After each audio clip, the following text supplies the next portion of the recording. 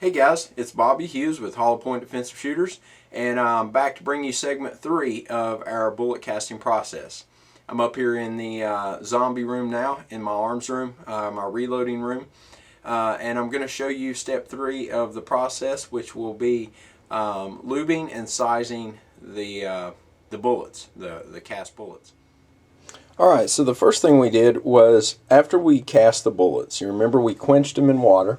Alright, so the first thing we need to do is make sure our bullets are good and dry. So what I've done is I've laid our bullets out here on a towel and then turned a fan on them for a while and let them dry off.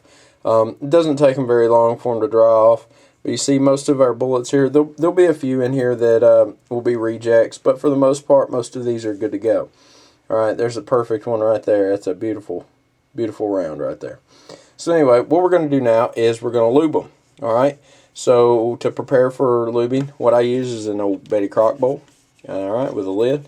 So, or country crock, I'm sorry, with a lid, and we're just going to put them in there. So we've got our bullets all in the bowl now, alright.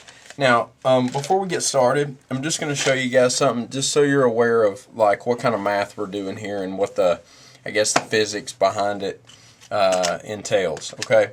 So, first thing we're going to do is we're going to take our caliper. Now, what we're looking for here is a 10mm bullet, okay, or a 40, all right, Smith & Wesson 40. Now, like I've already said before, what you're casting for is a thousandth of an inch bigger than what you actually need.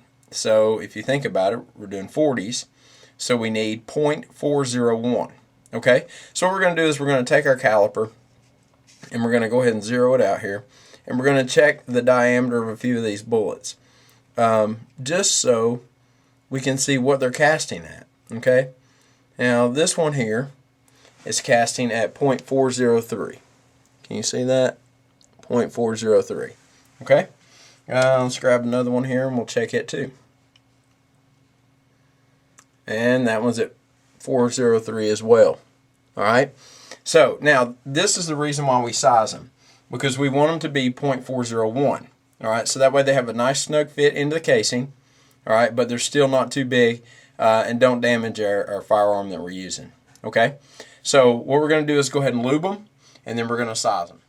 So for lubing, what we do is, like I said, we put them all in a bowl, all right, and I use what's called Lee Liquid A-Lox, okay? It's bullet lubricant, all right? So I'm going to give that a shake, and then what I'm going to do is I'm just going to drizzle it right over top of the bullets.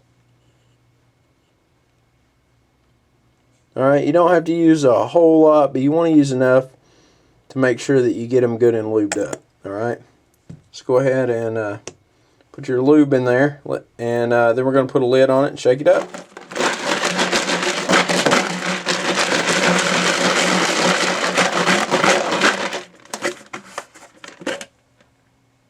And you can see in there now that they're pretty much all lubed up, and that's a good even coat, I would say, on all of them. So that's what we were looking for.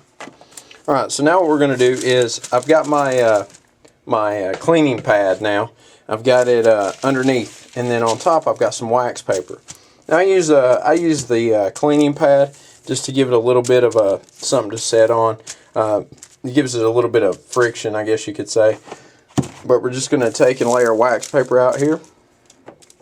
Alright, and then we're just going to dump our bullets right out on our wax paper, just like that. Alright, now once you get them laid out there, go ahead and you can push them around, spread them out.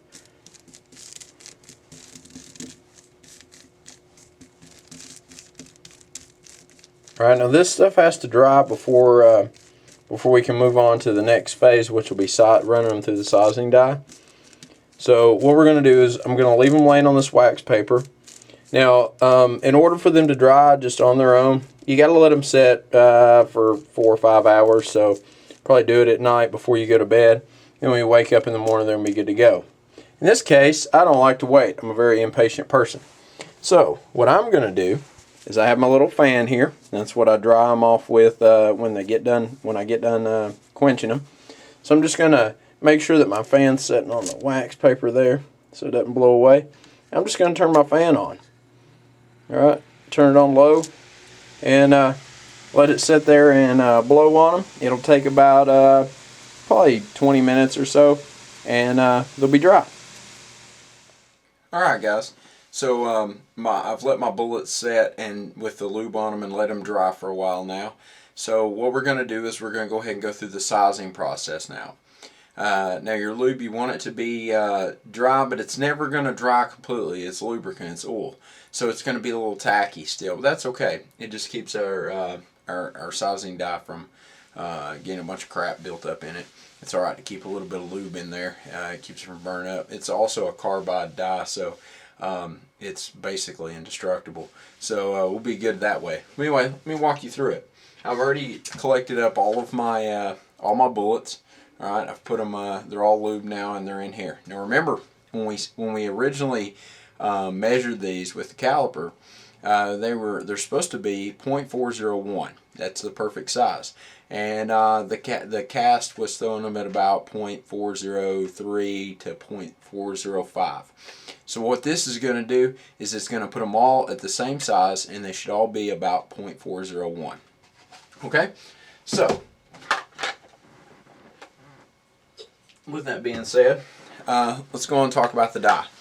Once again, I'm using Lee products. You can see here I use a Lee progressive press. You guys seen that in the workshop tour video. And then down here on the end, I've got a little Lee single stage press. All right, this works perfect for sizing our bullets because we can only do one at a time. So it works perfect for that. It's very cheap, very inexpensive. You can get just a single stage press on Midway USA for about 25 bucks. Okay. Now let's talk about the sizing kit. This is for a .401. You see I've got it labeled here, .401. All right, it's for Smith & Wesson 40. All right, and it comes in this neat little kit with the instructions and all that jazz. All right, and right here's our die, and then it also comes with a little post. All right. Now what we're going to do is we're going to set this out of the way here, and we're going to take the plastic sheet off of our die. All right. Now what you're going to do is basically you're just going to thread this this die right down to your press here. All right. Just run it all the way down in here. All right. It doesn't really matter how far down you go as long as you get it down far enough for the bullets to push through. All right. We're going to go ahead and slide our post in there. All right, and then what you do is it comes with this little cup. So you set the little cup right on top. You can put the cap on it, and now what's going to happen is as we start sizing these bullets, it's just going to push them up into the cup, and they're all going to store in there. Okay, so let me walk you through a few of them. You just set the bullet right on top of it, right on top of the post, and you're going to run it right up through your sizing die. Okay, it's not going to fall out. It's going to set up in there, and then as you run more up through it,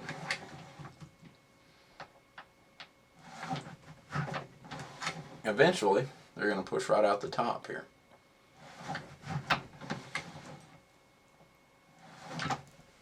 I don't know if you can see it or not, but they're already starting to pop up here through the top.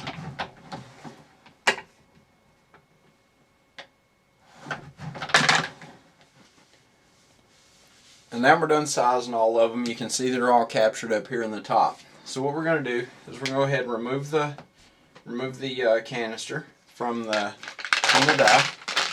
Turn it upside down here. Get them all out. Now you're still going to have some in the sizing die. So all you got to do is just unscrew the sizing die. All right. Pull it out of there.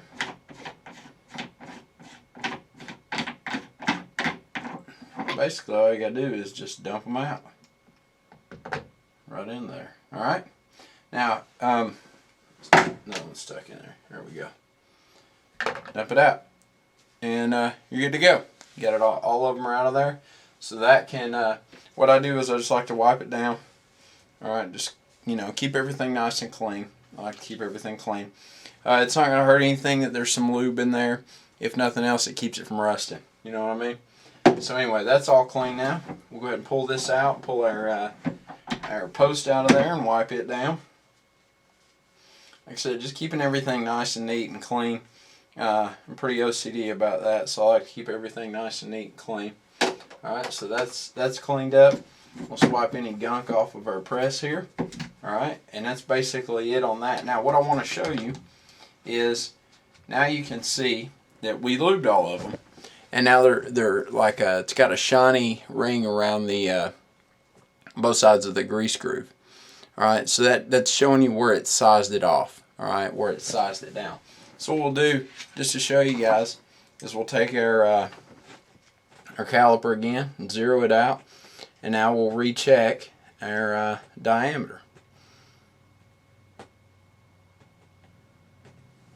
Alright, and I don't know if you can see it or not, but we're at 0.401, just like the book says we will be. Alright, so that's what we're shooting for. Now, the next step after this is we're going to go ahead and take all of these, and now we've got to re-lube them. I know, it's monotonous. But anyway, we're going to throw them back into our lube bowl and re-lube them. Alright, and after that, they're good to reload. Now you're going to want to let the, once you lube them up again, these are still a little bit tacky. Like I said, they're a little wet. Once you re-lube them again, you're going to want to let them set probably overnight this time. Or use a hairdryer and dry them really good.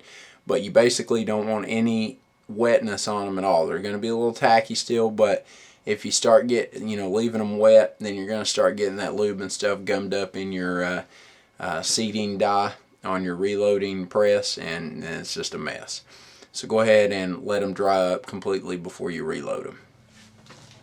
So we finished up every process from making our lead wheel weights into useful bullets. Alright, so with that being said, I hope you guys have enjoyed this series on how to make your own bullets. It's an awesome process, and it's neat to just be able to take something like, scrap lead wheel weights. And by no means am I a tree hugger or an environmentalist, but to do my own recycling in a way that I can, reuse something or make something into something useful. That's the reason why I do it. That, and it's fun to me. I enjoy doing it. So, but before we go, I just want to show you guys what we ended up with. Alright, so what I did was I went ahead and stuck one in a case for you and pushed it in with the reloading press. I don't know if you can see it or not because of the lighting in here. It sucks. But anyway, that's what it looks like. Just like a regular bullet. There's one that I, from a store. So anyway, it turned out pretty good. That's the process. Alright, now this one doesn't have any powder in it. Like I said, I just stuck it in a press for you so that you would have it, so that you could see the finished product. But that's why we do it, and the bullet's just as good as any other bullet. So anyway, that's the process. So if this is the first video you've watched and you're confused and don't know where to go, go back to our channel, our YouTube channel, and start with the smelting process. And it's 2 videos. It's going to take you through taking the wheel weights and turning them into, melting them down and fluxing them and cleaning it up and pouring ingots. And then from there, you're going to watch 2 videos on the casting process of casting the bullets. And then this video is the sizing and lubrication video. Okay? So that should teach you everything you need to know on how to cast your own bullets. As always, I hope you guys enjoy the videos. You get something out of them. Go ahead and click that like button. It just lets us know that you care and that you're standing behind us. If you're not familiar with hollow point defensive shooters, go ahead and check out the website, www.hollowpointshooters.org, and see where we're at. Maybe if you're in the southern Wisconsin area, you can hook up with us and come shoot with us. Other than that, check out the rest of our videos. If you have any requests of videos you'd like to see, shoot us an email. Alright? And as always, if you've got any questions, feel free to email us with those as well. So get out there, shoot some guns, have fun doing it, and be safe.